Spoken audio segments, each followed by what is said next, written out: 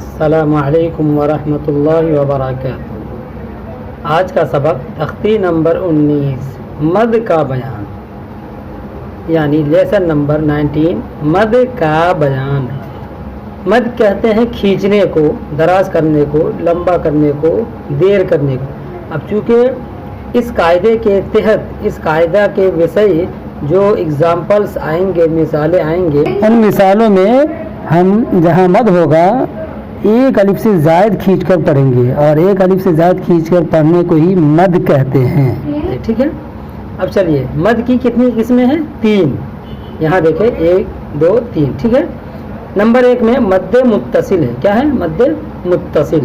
دیکھیں حروف مدہ کے بعد حمزہ اگر اسی کلمہ میں ہو تو مد متصل ہوگا۔ ٹھیک ہے، اور نمبر 2 حروف مدہ کے بعد اگر حمزہ دوسرے کلمہ میں ہو تو مد منفصل ہوگا۔ متصل مطلب ہوتا ہے ملا ہوا، چونکہ حمزہ حرف مد کے فوراً بعد آتا ہے، اس لیے مد متصل اس کا نام رکھا جاتا ہے، اور منفصل مطلب جدا کیا ہوا تھا، چونکہ اس میں گیپنگ ہوتی ہے۔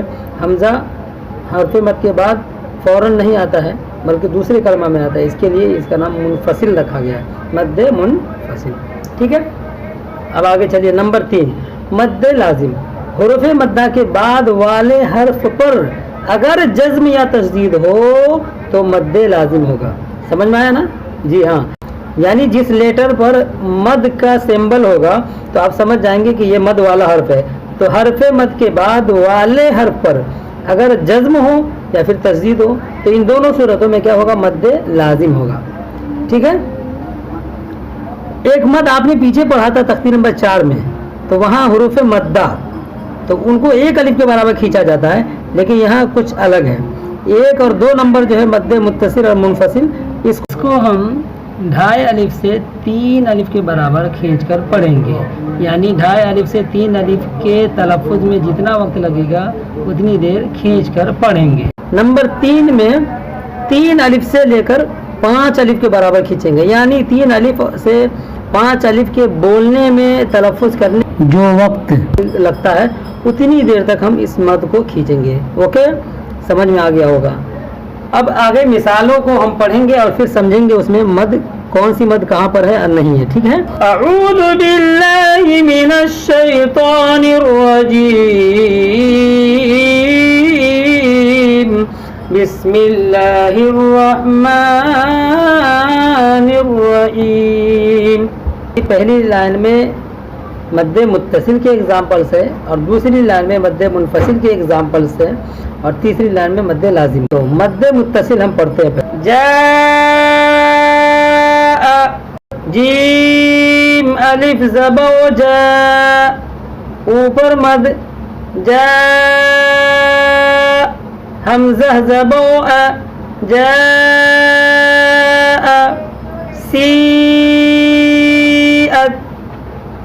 سین یا زیر سی، اوپر مد سی،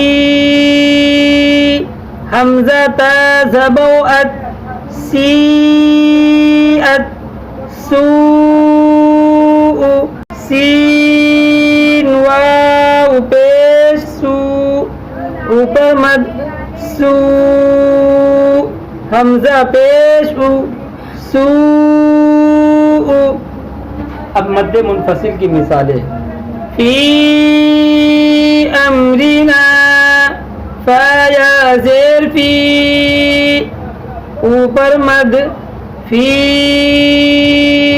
حمزہ میم زبر ام، فی ام، را زیر ری، فی امری، نون الف زبر نا، فی امرنا۔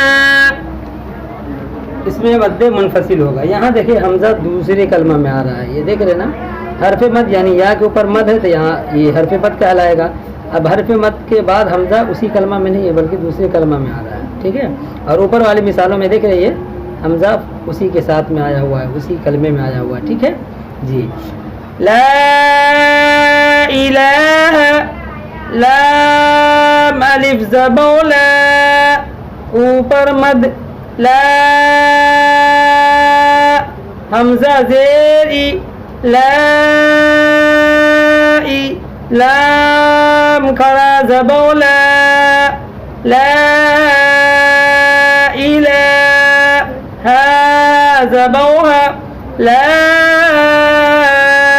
الہ انا انزلنا حمزہ نون زیر ان نون الف زبونا انا اوپر مد انا حمزہ نون زبو ان انا ان زلام زبو زل انزل نون الف زبونا انزلنا انا انزلنا. اب یہ مد لازم کی مثالیں ہیں. حمزہ لام کھڑا زبو آل اوپر مد آل حمزہ کھڑا زبو آل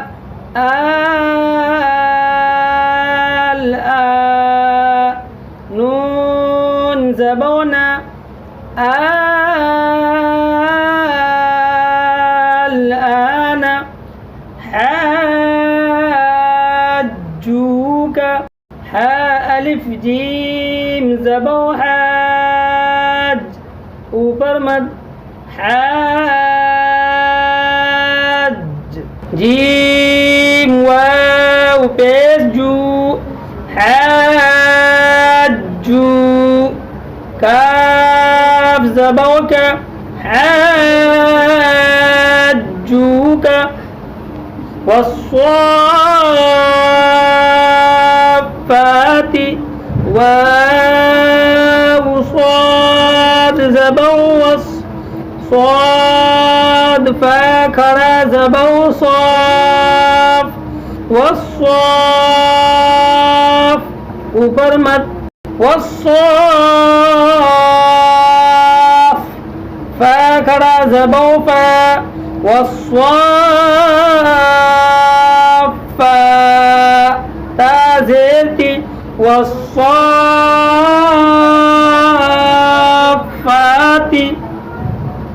اس طرح سے ہمارا سبق آج تختی نمبر 19 یعنی لیسن نمبر 19 مکمل کمپلیٹ ہو گیا.